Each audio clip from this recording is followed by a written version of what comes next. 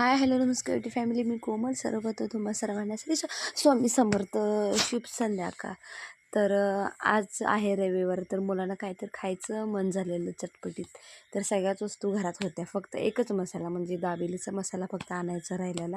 तोही मला हिने आणून दिला. तर छान असं दाबेलीची तयारी चाललेली होती.